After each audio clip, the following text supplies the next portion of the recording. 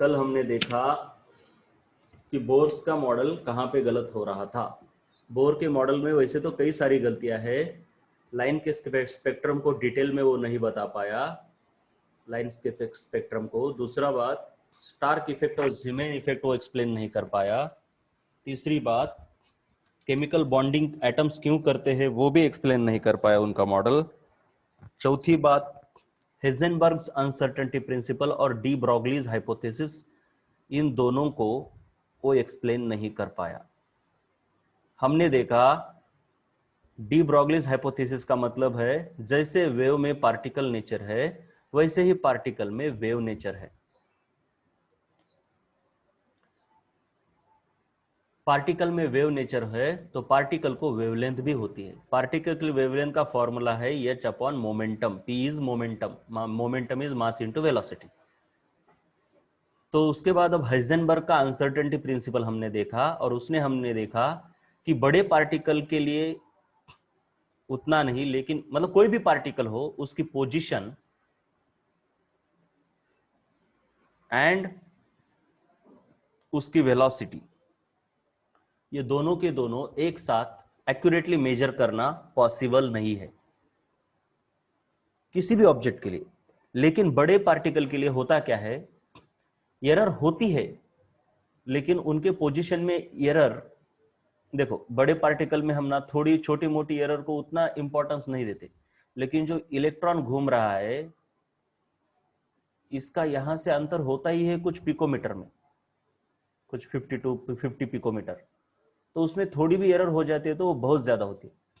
अब इसमें 1000 पिकोमीटर की एरर भी हो गई तो कोई फर्क नहीं पड़ने वाला ना। ये बड़ी वाली कार जो हम मेजर करते हैं हमारे डेली लाइफ में, जो हम डिस्टेंसेस मेजर करते हैं, खरखर आवाज यायलाय, मला वाटलं खरखर आवाज यायलाय,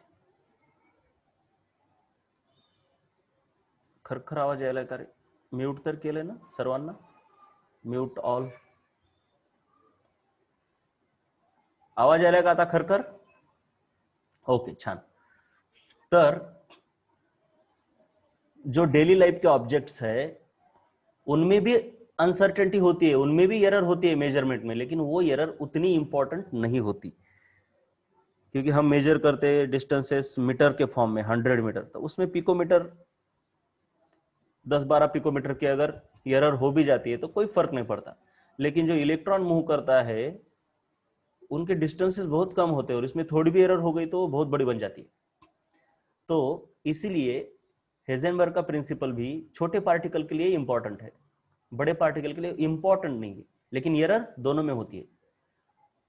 तो यही कहना है कि पोजीशन और वेलोसिटी, अब वेलोसिटी यानी देखो मोमेंटम क्या होता है, मास इनटू वेलोसिटी। अगर वेलोसिटी मेजर करने में गलती हुई तो मोमेंटम मेजर करने में भी गलती होती है। तो पोजीशन और वेलोसिटी की जगह पर क्या बोला गया है, पोजीशन और मोमेंटम, ऐसा बोला गया है प्रिंसिपल में।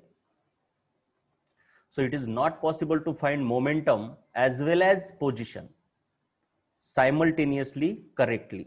Simultaneously मतलब एक साथ, एक तो पोजीशन करेक्ट मेजर कर सकते हो या फिर आप मोमेंटम मेजर कर सकते हो करेक्टली, दोनों के दोनों नहीं, दोनों के दोनों नहीं कर सकते। तो ठीक से देखो, मैं जहां पे पेंसिल लेके जा रहा हूं उतना ही देखना है, बाजू का कुछ नहीं देखना। तो मान लो आप इलेक्ट्रॉन की रेडियस मेजर कर रहे हो और delta r is the error in the measurement of position. This is the error in the measurement of position of the electron. Error in the measurement of position of the electron. ठीक से देख लो, ठीक से देख लो।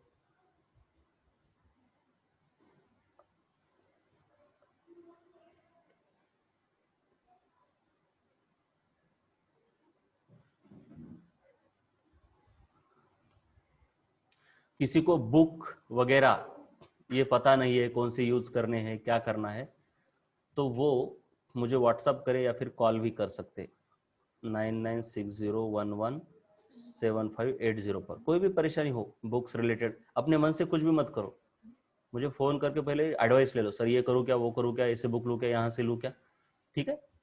ऐसा करना। तो error in the measurement of radius, यानी पोजीशन, रेडियस का मतलब क्या है, पोजीशन ही तो है उसकी, न्यूक्लियस से कितना दूर है वो। और this delta P is error in measurement of momentum, this is also error, delta लगाया मतलब एरर। और delta we is the error in the measurement of velocity, ये भी एरर है, सभी के सभी एरर्स है, गलतियां। तो ये बात याद रखनी है कि P मतलब mv, मास इंटू वेलोसिटी। अब ये डेरिवेटिव का प्रिंसिपल है, error in the P is nothing but error in mass into velocity, लेकिन मास तो कांस्टेंट है, उसमें कोई एरर नहीं होने वाली, तो मास को बाहर निकालता हूं मैं डेरिवेटिव के। तो error in the momentum is mass multiplied by error in the velocity, ये याद रखना है। ये समझ में आया क्या? Error in the momentum is mass multiplied by error in velocity. Error in the momentum is mass multiplied by error in velocity.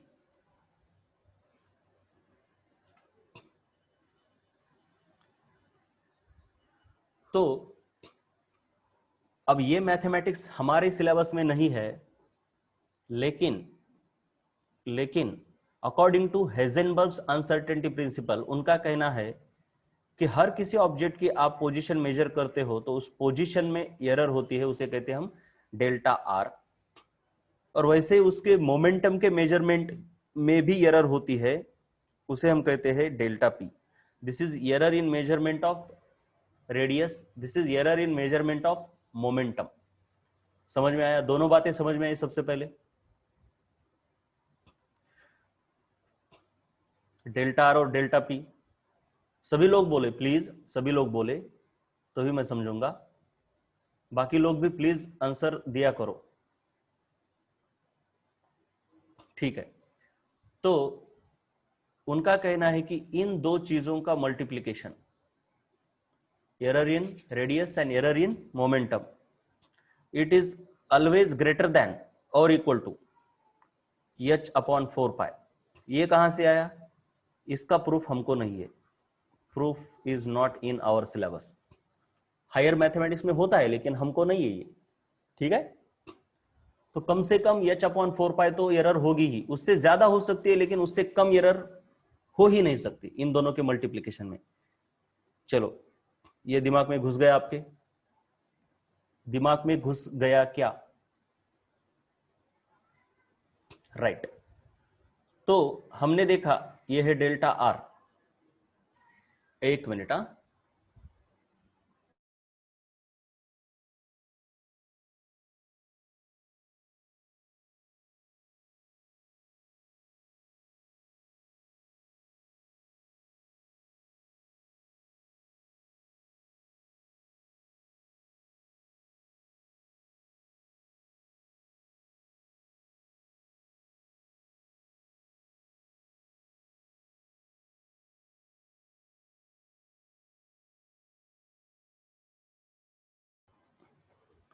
तो सिंपल सी बात है।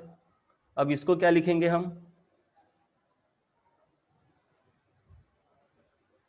डेल्टा पी को हम लिखेंगे क्या? बाजू में लिखा है, बस मुझे देख के बताओ, डेल्टा पी को क्या लिखेंगे? डेल्टा पी की जगह पर हम क्या लिखेंगे? चलो बोलो।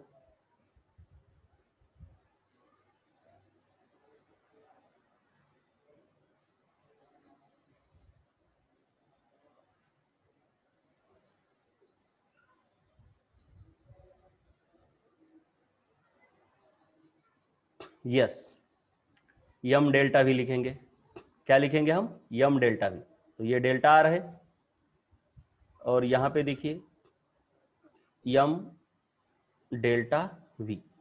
डेल्टा पी की जगह पर क्या लिखा हमने? M delta v, it is greater than और इक्वल टू h अपॉन 4 पाई।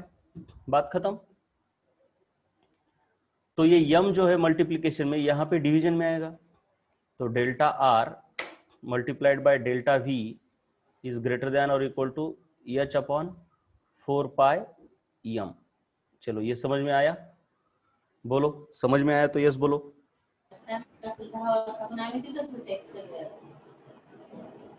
समझ में आया तो यस बोला करो बस।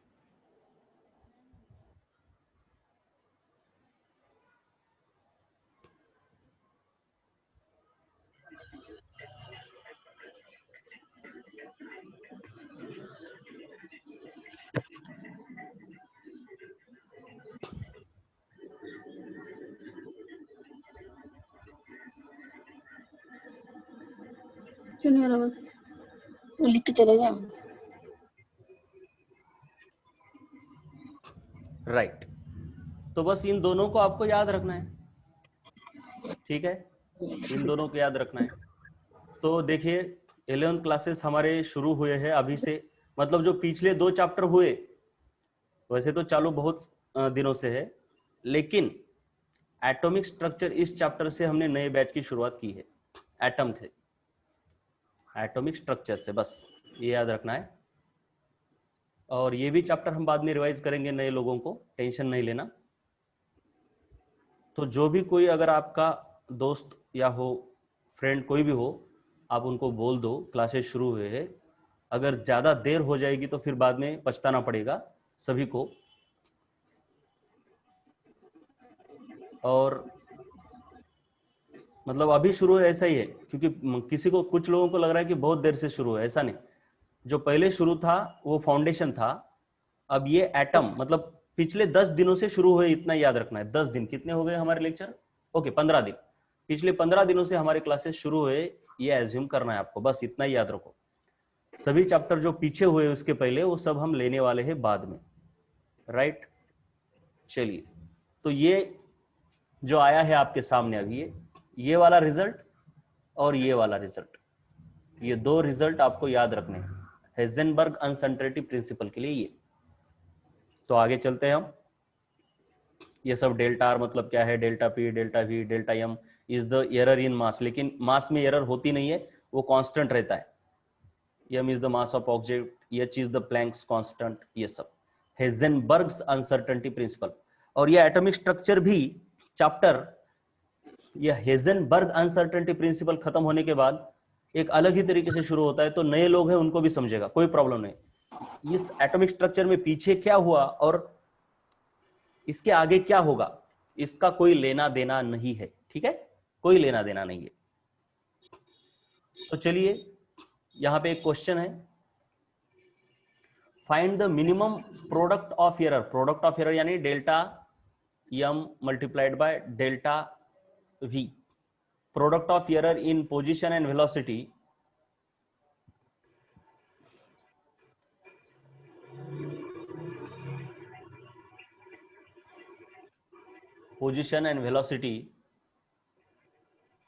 फॉर इलेक्ट्रॉन एंड दूसरा फॉर क्रिकेट बॉल।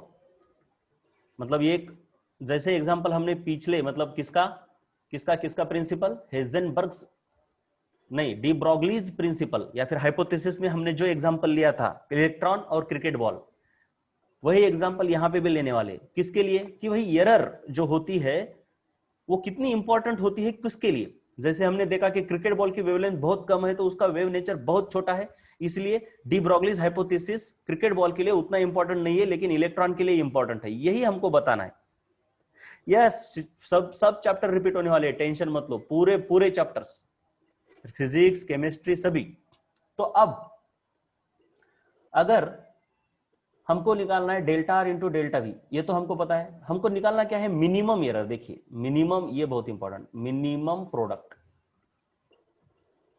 तो मिनिमम का मतलब क्या होता है, अगर कोई चीज ऐसे है ए इज ग्रेटर देन और इक्वल टू बी, ऐसा अगर लिखूं मैं, तो ए की मिनिमम वैल्यू क्या हो सकती है, बोलो जरा, ए की मिनिमम वैल्यू क्या हो सकती है।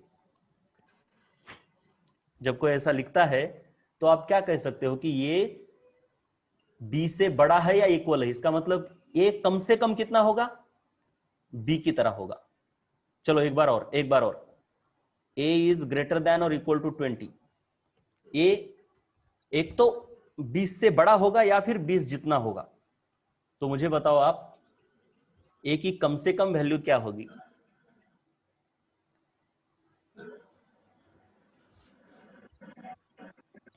राइट वैष्णव, बहुत अच्छे। ए इज ग्रेटर देन और equal to 20, A is greater than और इक्वल टू 20 मतलब ए की कम से कम वैल्यू 20 होगी। इंफिनिटी नहीं, ज्यादा से ज्यादा इंफिनिटी हो गई बेटा, मैं कम से कम पूछ रहा हूं। Vedant, I am asking about the minimum value, I am asking about the minimum value, कम से कम कितनी होगी, कम से कम कितनी होगी, मिनिमम वैल्यू। समझ में आया? कम से कम 20, ज्यादा से ज्यादा इंफिनिटी भी हो सकती है, ज्यादा से ज्यादा इंफिनिटी भी हो सकती है। क्यों लिख रहे तो चलिए आगे चलते हैं फिर। हो? पर देखो समझाना।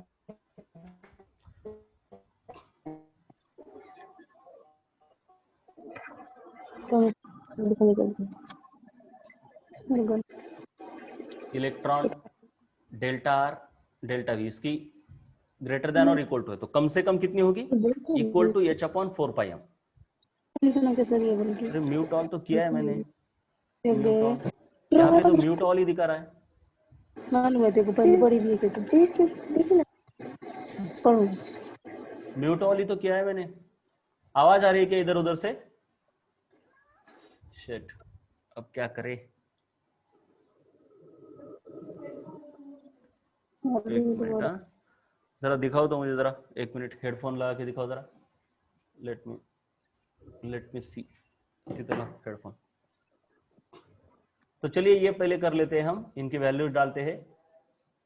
H is 6.6 into 10⁻⁻34। इलेक्ट्रॉन की बात कर रहे हैं हम। 4 मल्टीप्लाइड बाय पाई का वैल्यू है 3.14, ये देखिए पाई का value. And mass of the electron is 9.1 into 10⁻⁻31। चलो सबसे पहले ये गिवन डेटा आपको समझ में आया? वैल्यू जो डाली है हमने उसमें कोई प्रॉब्लम है क्या? नहीं।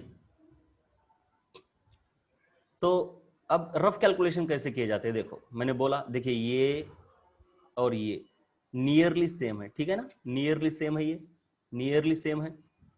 तो सिंपल सी बात है, मैं क्या करूंगा, इसको इससे काट दूंगा। नियरली सेम मतलब इसके 2 गुना है ये, 3 दूनी 6, राइट? 3 2 6, लेकिन 3 2 6 से थोड़ा बड़ा है, तो मैं इसको 2.2 कर दूंगा। और क्या है, टेंशन नहीं लेना है, ऐसे ही काम करते रहना है, आसान आसान आसान तरीके से। उसके बाद क्या कर सकते हैं, ये देखो ये 4 से इसको काटो तो ये 0 पॉइंट हो गया, तो 22 हो गया। 4 5 20, 4 पंचे 20, 2 उरले 4 पंचे 0.55। अब ये देखो 9, अब ठीक से देखो, जल्दबाजी नहीं चाहिए। अगर मैं क्या करता हूं, इसके दोनों पॉइंट इधर लेके जाता हूं, दोनों पॉइंट इधर लेके जाता हूं, तो क्या होता है, ये 10⁻⁻2 बन जाता है। ये लॉज ऑफ इंडाइसिस है, पता है ना आपको, 0.55 है। इसका पॉइंट अगर राइट की तरफ आप खिसकाते हो, शिफ्ट करते हो, तो 55 इंटू 10⁻⁻2 होता है, राइट? तो ये 10⁻⁻2 इधर लिख दिया और ये पॉइंट काट दिया हमने। अब ये तो कोई 9.1 है, नियरली 9 ही है, क्या है, 9 ही है। तो 9 सखत 54, 9 6 54, तो 54 ठीक है, रफली आ गया। वैसे भी इसको 6 से मल्टीप्लाई कर रहे हो तो ये 9 पॉइंट्स मतलब 54.6 हो ही जाएगा।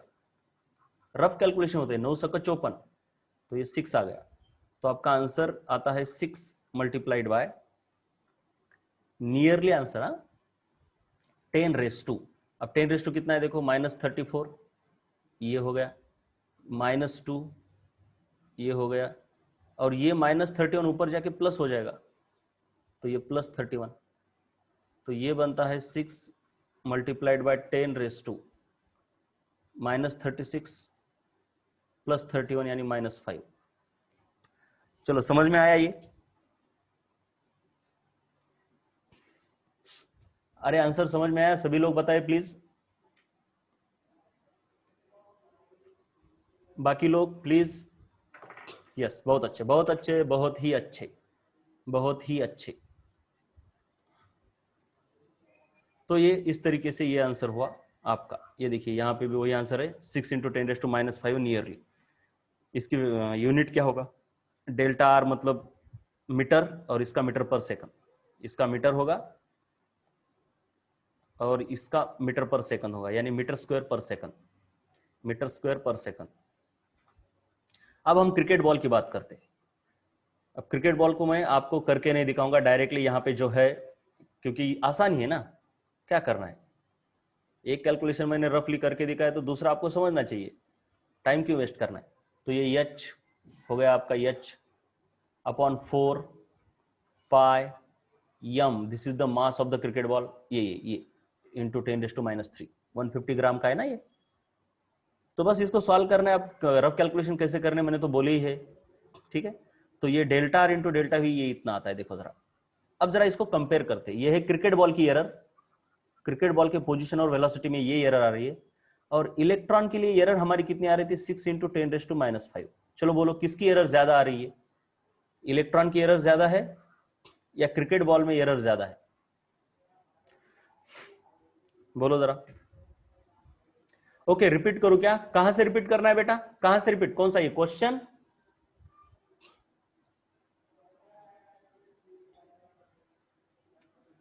और एक काम करो आप फलक, आप एक काम करो, आप सिर्फ इसी लेक्चर को, हाँ प्रीवियस, नहीं एक काम करो आप, वैसे भी ये क्वेश्चन होने के बाद अगला वाला पूरा का पूरा नया शुरू होने वाला है, टेंशन मत लो आप। इस क्वेश्चन को आप बाद में, मैं इस वीडियो को यूट्यूब पे अपलोड करता हूं, आप वहां पे देख लो, मैं आपको कॉल करूंगा इस लेक्चर के बाद, सब कुछ बताऊंगा क्या क्या करना है, ठीक है, कोई टेंशन मत लो, सब कुछ बताऊंगा। ओके, तो मुझे बताओ आप सभी लोग, इलेक्ट्रॉन के लिए बहुत ही ज्यादा है एरर, इलेक्ट्रॉन के लिए, और बॉल के लिए बहुत छोटी है, देखिए 10⁻³ यानी बहुत, ये 33 जीरो लगाने पड़ेंगे तीन के आगे, 0.000000000000000 33 जीरो, और यहां पे इलेक्ट्रॉन के लिए सिर्फ 5 जीरो, 1 2 3 4 5, और ये हो गया। तो क्रिकेट बॉल के लिए एरर बहुत ही कम है। तो देखिए error in case of electron is बहुत बड़ी, कितनी बड़ी है, 1.6 इंटू 10⁻29 टाइम्स। अगर इनका डिवीजन करोगे दो लोगों का, error in the electron divided by error in the cricket ball, इनका डिवीजन करो आप, इलेक्ट्रॉन की एरर कितनी है, 10⁻⁵। चलो इसको हम हटा देते, मान लो divided by error in cricket ball 10⁻33। अगर इतना भी करोगे ना आप, तो देखो 10⁻29 एरर आ रही है टाइम्स, मतलब इतना ज्यादा इलेक्ट्रॉन की एरर इतने टाइम्स ज्यादा है। So error in case of electron is 1.6 into 10⁻29 times higher than that of all, क्या है यार, that of cricket ball बोलना चाहिए इसको ना, क्या बोलना चाहिए, that of cricket ball, ball की जगह पर उसने all लिख दिया, ठीक है। तो मेरे कहने का मतलब क्या है, हेजनबर्ग का प्रिंसिपल जो है, it is useful for small particles only like electron and not for ball which are day to day object। मतलब दोनों प्रिंसिपल, कौन से प्रिंसिपल, डी ब्रॉगली का हाइपोथेसिस और हेजनबर्ग, दोनों के प्रिंसिपल किन के लिए एप्लीकेबल है, इलेक्ट्रॉन जैसे छोटे छोटे ऑब्जेक्ट के लिए एप्लीकेबल है, डे टू डे लाइफ के लिए उनका उतना इंपॉर्टेंस नहीं है। चलिए समझ में आया क्या, ये भी समझ में आया, बोलिए जरा। और सभी लोगों को रिप्लाई करना होता है प्लीज, राइट। इतना हमने पढ़ा, तो एक ही बात याद रखनी है कि हेजनबर्ग और डी ब्रॉगली दोनों के प्रिंसिपल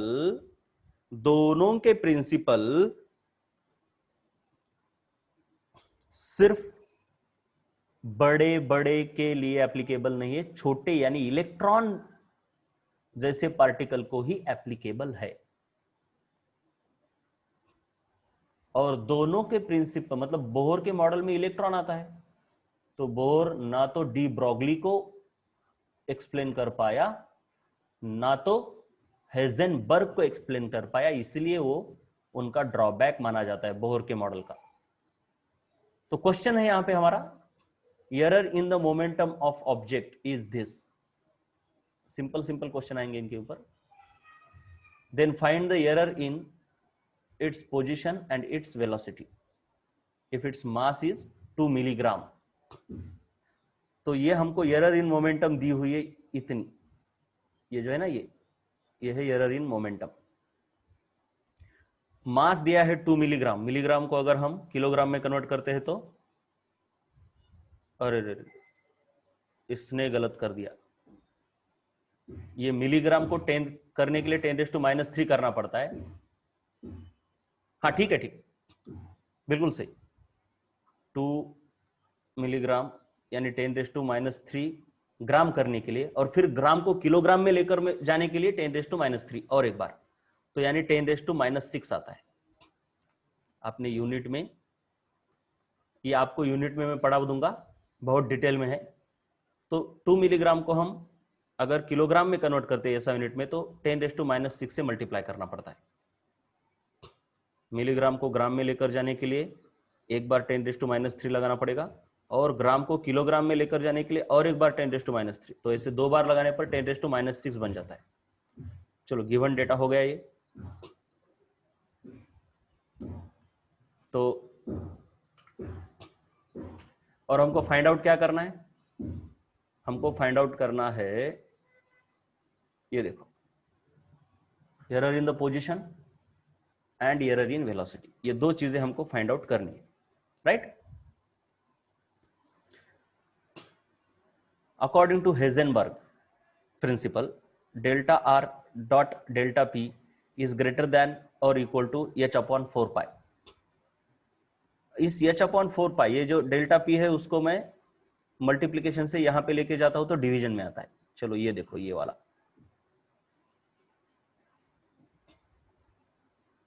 अब वैल्यू डालो, ये देखो h की वैल्यू, ये है h की वैल्यू यहाँ पे 6.6 इंटू 10⁻34, फिर ये है 4, फिर ये है पाई, और फिर ये है delta P, error in the measurement of momentum, जो कि हमने देखा है। अब जरा इनको बताता हूं मैं रफ कैलकुलेशन करके, ठीक है ना? आपको रफ कैलकुलेशन करके बताना इंपॉर्टेंट है। ऐसा नहीं कि आपको कैलकुलेशन आते नहीं, गुणाकार भागाकार ये सब आता है, लेकिन रफ इंपॉर्टेंट है। रफ बहुत इंपॉर्टेंट होता है, रफ बहुत इंपॉर्टेंट होता है, इसलिए तो मैं करके दे रहा हूं। ऐसा थोड़ी है, इसके आंसर तो नीचे है ही मेरे नोट्स में। ये जो नोट्स है हमारे पिछले साल के स्टूडेंट के होते हैं, इसमें आंसर होते ही है, लेकिन अब रफ कैलकुलेशन कैसे करना है वो भी तो इंपॉर्टेंट है। तो देखो कैसे करता हूं मैं रफ कैलकुलेशन। चलो इसको इससे काट दो, 3 दूनी 7, 3 दूनी 7, 2.2 हो जाता है। उसके बाद और क्या कर सकते हो, इस 4 से अगर इसको काटो, 4 से, तो 4 25, 4 25, 0.55। फिर मैंने क्या ट्रिक बताई थी आपको, इसको इधर लेके जाओ, तो यहाँ पे 10⁻² हो जाएगा, है ना? तो ये 55 बनता है। तो अब 55 को इससे काटना है, तो ये 3.14 को आसानी से हम क्या लिख सकते हैं, 3 लिख सकते हैं, क्योंकि रफ कैलकुलेशन करने हैं। तो 3 से इसको 55 को काटोगे तो 3 1 जा 3, 3 1 3, 2 बचे 25 हो गए, 3 8 24, 3 8 जा 24, एक बचा 10 हो गए, 3 3 जा 9, सो 18.3 आता है। नियरली 18.3 ही लेता हूं मैं, लेकिन 3 से डिवाइड किया है ना, एक्चुअली हमारे पास क्या है 3.14, यानी थोड़ा बड़ा नंबर है। तो ये आंसर जो आया है इसको थोड़ा छोटा करेंगे। ये समझा क्या किया मैंने, ये क्या किया आपने समझा? ये समझा मैंने क्यों छोटा किया इस आंसर को, समझा क्यों? देखो मेरे पास मान लो 18 है, 18 डिवाइडेड बाय 3.1 है। मैंने आसान करने के लिए क्या कर दिया, इसको 18 डिवाइड बाय 3 कर दिया, आंसर आ गया 6। लेकिन एक्चुअली मेरा नीचे क्या है 3.1 है ना, ये 3 कर दिया इसलिए थोड़ा आंसर बड़ा आया, लेकिन अगर 3 पॉइंट होता तो थोड़ा आंसर कम आता, यानी 5.9 आता। ऐसा इसको एडजस्टमेंट कहते हैं। तो नियरली 18.1 आ गया, तो 18.1 मल्टीप्लाइड बाय, अब पावर्स क्या है, ये -34, उसके बाद -2, ये -2 और -2 तो कैंसिल हो जाएगा, और फिर उसके बाद उसने क्या, ठीक है।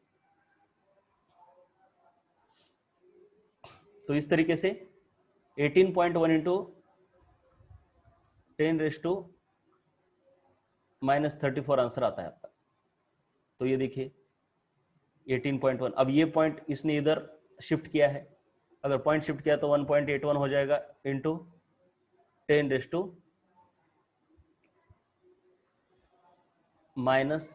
33 हो जाएगा।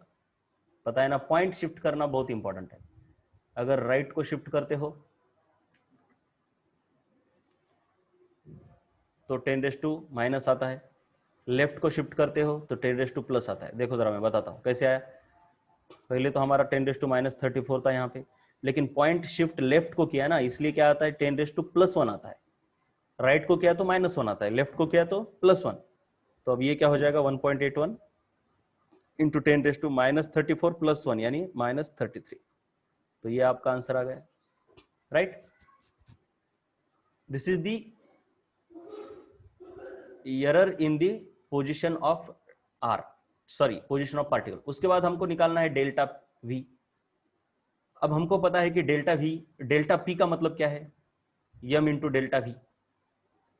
अब इस मास को अगर मैं नीचे लेके जाता हूं तो delta we is equal to क्या आता है, डेल्टा पी अपॉन यम। तो एरर इन द मोमेंटम हमको दी हुई है, कितनी है 3 इंटू 10⁻², और मास ऑब्जेक्ट का दिया हुआ है 2 मिलीग्राम, तो 2 इंटू 10⁻⁶।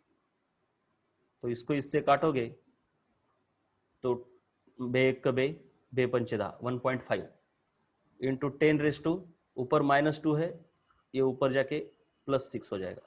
सो 1.5 इंटू 10⁻⁴ ये आती है एरर। इसका यूनिट क्या आएगा, एरर इन द वेलोसिटी है इसलिए वेलोसिटी का यूनिट है मीटर पर सेकंड। बात खत्म, ठीक है। समझ में आया ये वाला भी, बोलो जरा,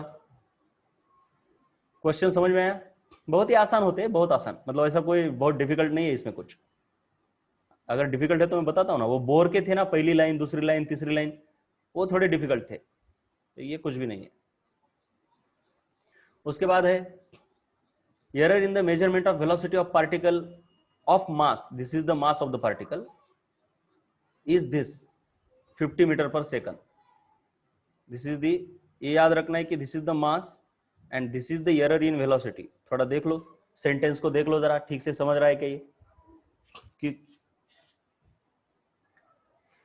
error in measurement of velocity of particle of मास, पहले मास दिया है फिर एरर दी है ये, तो find the error in its position. मतलब क्या निकालना है हमको, डेल्टा आर।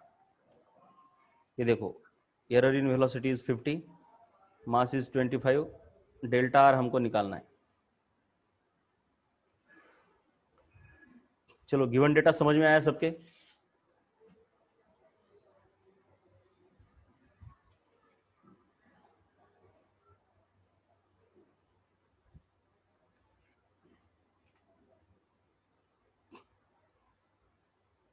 चलो तो फिर सिंपल सी बात है, आगे क्या होता है, आगे तो कुछ नहीं, सिंपल होता है। हमको करना क्या है अभी,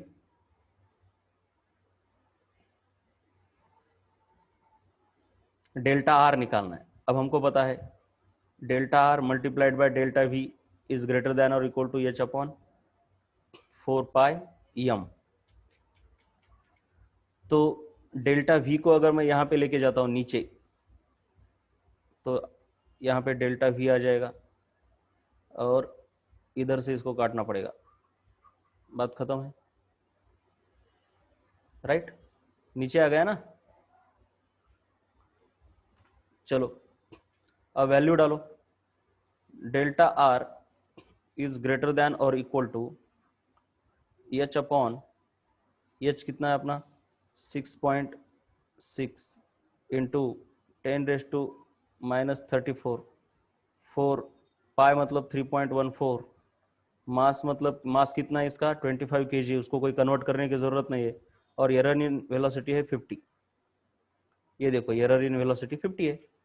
अब रफ कैलकुलेशन, फटाफट रफ कैलकुलेशन, इसको इससे काटोगे तो ये नियरली 2.2 होता है, लेकिन ये थोड़ा बड़ा है ना, अगर 3 होता तो 2.2 होता, 3.1 है इसलिए इसको 2 ही लिख देते हैं,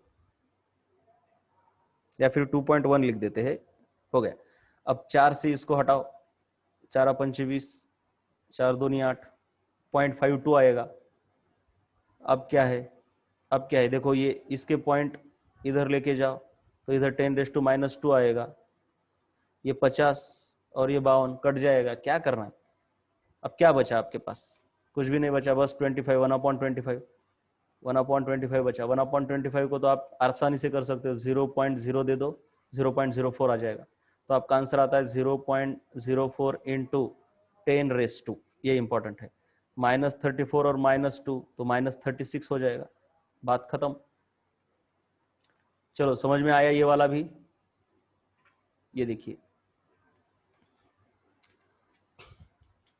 कुछ नहीं है, क्या है इसमें। चलिए आज के लिए इतना ही काफी है। नोट्स से आप सब कुछ लिख लो। बस हमने क्या देखा है, कुछ भी नहीं देखा, बस 2 ही फॉर्मूले इंपॉर्टेंट है अभी तक के लिए। बोर के फॉर्मूले बहुत इंपॉर्टेंट है। रेडियस ऑफ nth ऑर्बिट, देखो जरा मैं क्या बोल रहा हूं, radius of angular momentum in nth orbit. उसके बाद है radius of nth orbit, energy in nth orbit, wave velocity in nth orbit, wave number emitted. उसके बाद एनर्जी ऑफ फोटोन, जो कि पहले वाला फॉर्मूला हमारा, वेलोसिटी ऑफ वेव। ये सब फॉर्मूले बहुत इंपॉर्टेंट है। फिर डी ब्रोगलीज हाइपोथेसिस के अनुसार लैम्बडा मतलब वेवलेंथ का फॉर्मूला, और हेजनबर्ग अनसर्टेनिटी के अनुसार delta r multiplied by delta क्या पी, ये वाले फॉर्मूले। ये है आपका NH/2π। जल्दी जल्दी बता रहा हूं मैं, आपको भी आनी चाहिए। Radius of nth orbit is 52.9 r²/z picometre होता है। उसके बाद energy of nth orbit is -2.18 into 10⁻⁻18 z²/n² joule होता है। वेलोसिटी इन nth ऑर्बिट क्या होता है, बोलो जरा, NH/2πm